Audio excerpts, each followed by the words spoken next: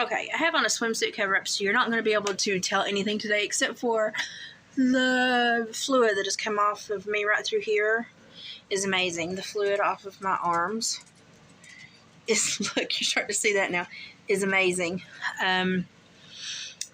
Day 3, we had storms in the area and I didn't get to make a video. It was just a weird day. Day 3, my sugar actually got too low. And I was like, why do I feel like this?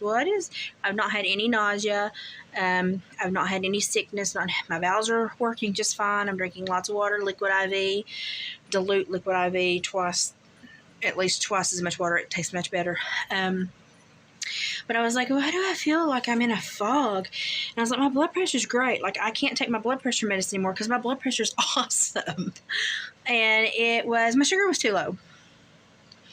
And I guess it's because I'm setting my timer to make sure I eat, but I eat a pretty healthy diet anyway. I just don't have a lot of movement because of my RSD. And so I didn't have enough sugar in my diet to hold it when the Mounjaro lowered it, because it's for people that are diabetic or pre-diabetic, and I'm not quite there yet.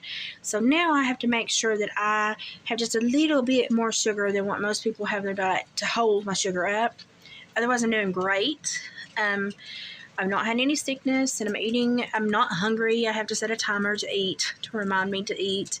When my sugar got a little woozy, it kind of worried me, and I licked a little bit of peanut butter. And so once I figured that, I was like, oh, it's my sugar. I found out, yes, it was running low. Not that low, but low enough that I needed to pick it up a little bit. The fluid coming off of me is amazing. It is causing my tendons and my muscles and nerves to kind of go, watch crap, watch crap, watch crap, because I've got a lot more fluid movement, which is making my RSD kind of go, what is this? What are you trying to do? And I'm like, I'm trying to lose weight to make you go into hiding. So it's been grumpy, but today was great. I actually got out of the house today. My husband was off work. We went down to the cattle farm, my father's birthday dinner. I ate very little, but because my sugar has stayed low, I did lick the whipped topping off of the spoon, 1 spoonful of whipped topping off of the birthday cake. And my sugar has stayed good today, and I was actually able to enjoy my trip down to the cattle farm under the mountain. We had some really bad weather come through that area yesterday, so the road was trees all over it, but we made it, and we got home, made 2 stops in town, and got home. And I am tired, but not like I usually am, feeling very overwhelmed and like oppressed to the earth. The fluid coming off of me has been a big help. My husband does have a huge event this weekend, and I don't want to take the shot Thursday and then be put into kind of the boom again on Friday and Saturday, because Friday and Saturday are going to be very important days to him. So I'm going to talk to my doctor about moving my injection day to Sunday. Therefore, if I have a couple of days where I still kind of feel icky, I might have to watch my sugar a little bit more than normal until I fully acclimate to this. It won't mess up my weekends with my husband, because it's the only time I get to see him. If he normally works Saturday, but Sunday, even if he has Sunday off. And this weekend he actually has an event, and we'll have Thursday, Friday, Saturday, Sunday off. And I want to be able to spend time with him without being, kind of having to watch myself so close as I did this last week. I think my doctor will be fine with it, but I'm going to consult him. So everybody don't freak out. This is something I'm going to continue, because I've not had any huge issues, and I'm learning a lot about my body, and I'm learning that I didn't eat enough. So now I'm eating in a much more better pattern of behavior at the right times. And I'm learning that my glucose levels were okay, but the water I had on myself was way too much, and that my body was starting to struggle. So we know that in another couple years, my glucose was probably fixing to make some big changes and really start to become pre-diabetic and diabetic. So we probably caught it at a very good time. My foot pain is still reducing. Leg pain from the RSD and hip pain has actually amplified the last 24 hours, but we also had storms go through. So I don't know which to attribute it to. I'm not going to fuss about it. So days 3 and 4, down 3, my sugar got low and I felt kind of crummy, but today I figured that out, brought it back up to where it's healthy. My blood pressure's holding, don't need my blood pressure pill right now, and I'm doing really well. And this evening, when the sun kind of goes down, I'm going to get in the pool and do my PT, because I like the pool when it's not blazing hot and it just feels good and kind of warm to sink into. It helps my muscles relax. I'm going to do my PT, and even though I've done a lot of walking today. I'm going to do my PT and call it a day. So doing good, learning what I can't eat, learning that I actually ate pretty good. I didn't eat at the right times, and I didn't eat enough when I was eating.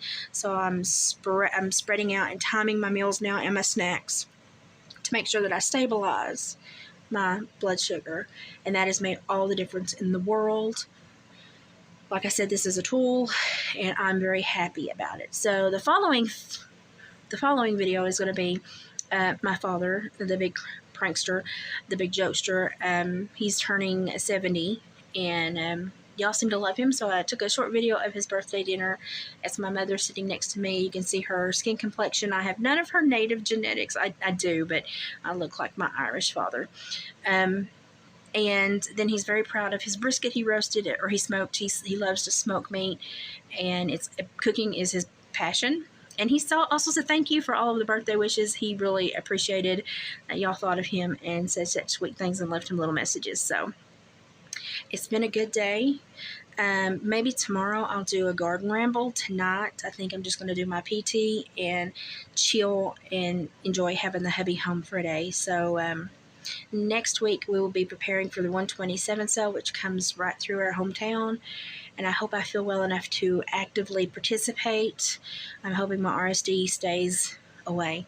So toss up some good energy vibes. I want to be able to have a couple of days where I get out of the house if my body is capable, since the hubby will be off work and I don't have to go alone. I like anywhere he tries to go somewhere, I try to go, because I hate being stuck in this house. So next week I should have a little bit more exciting video.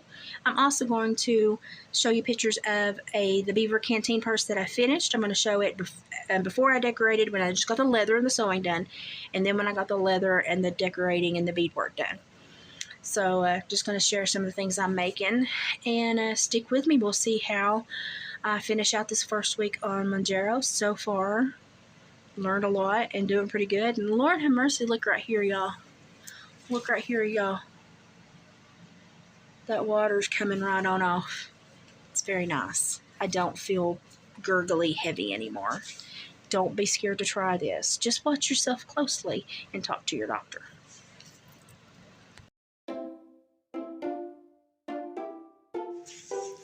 Mom's like, don't video me. I'm not eating cake. I licked one spoonful. Dad's birthday dinner. How old are you, Dad? 29 and holding.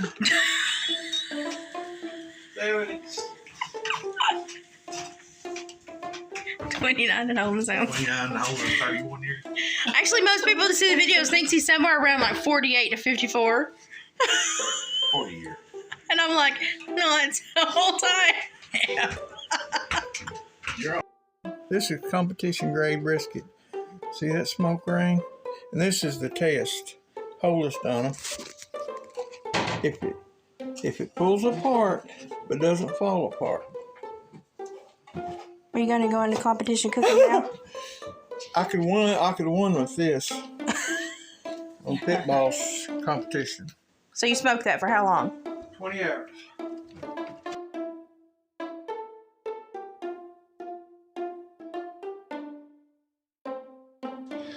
So this is the Beaver Canteen purse I made. I hooked the reins. I use split reins to make my purse straps, because if they hold a 1,200-pound horse, they'll hold human. I beaded it out with wood beads, water buffalo horn beads, wood beads, and water buffalo or bison beads. So I try to use everything natural, but I did get some sparklies going on in the back. So in the back, at the pictures before, you just saw it before it was decorated. This is the back leather and the dangles now that they are decorated. I did one turquoise strip just for some color, and then I left them all at different sizes, but I put the wood, water buffalo, and bison horn beads on there, and added just a couple of sparkles and turquoise tubes just to add a little bit of bling bling, but mostly like 98% of this is all natural except for just a couple of sparklies.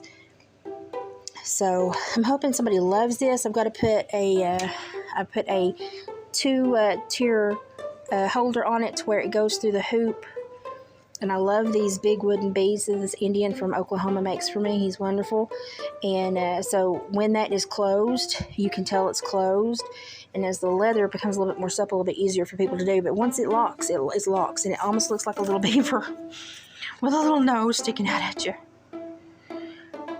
But I'm really tickled with how this turned out. I'm very proud of my sewing, very proud of my skills that I'm learning to put together.